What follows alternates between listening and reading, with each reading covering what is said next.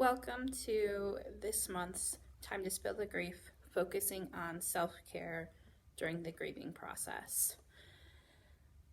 The first thing with self-care is sometimes it's difficult to set aside that time to be able to focus on yourself.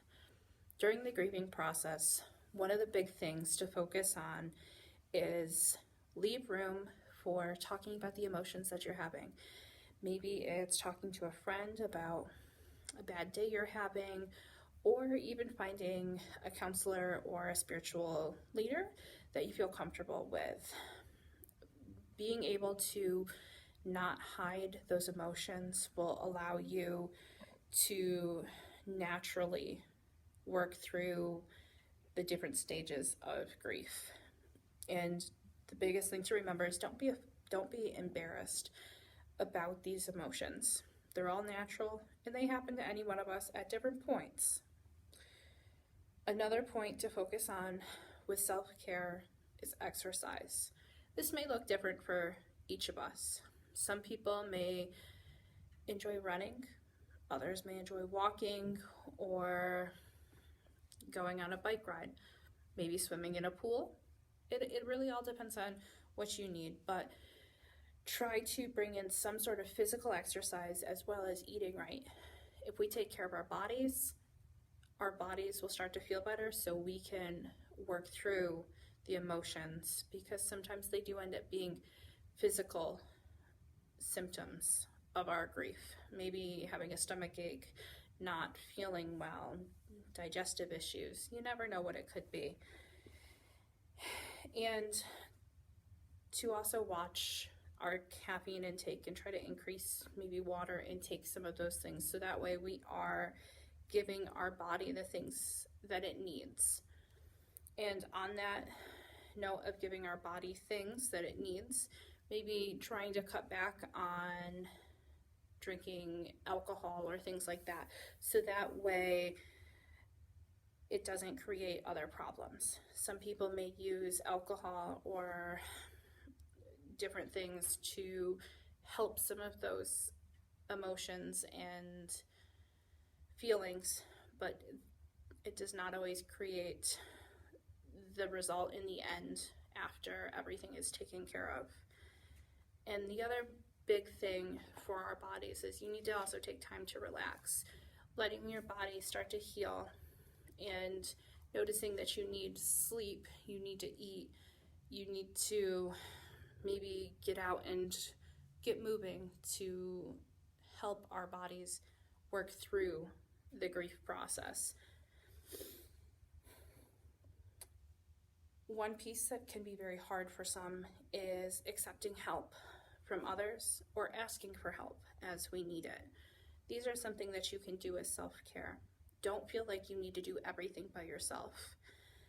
Maybe it's, I need to get the lawn mowed, but I know I can't do it.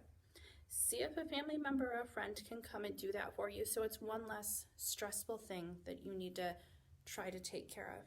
Or if someone says, I can make you dinner, would that be helpful? Allow them to do that for you, so that way you can take that time to then use it to relax or do something that you truly need to do yourself. Be patient with yourself is another big thing. Sometimes we don't have enough patience, and the whole grieving process is not quick and easy. If it was, I probably wouldn't be sitting here right now talking with you.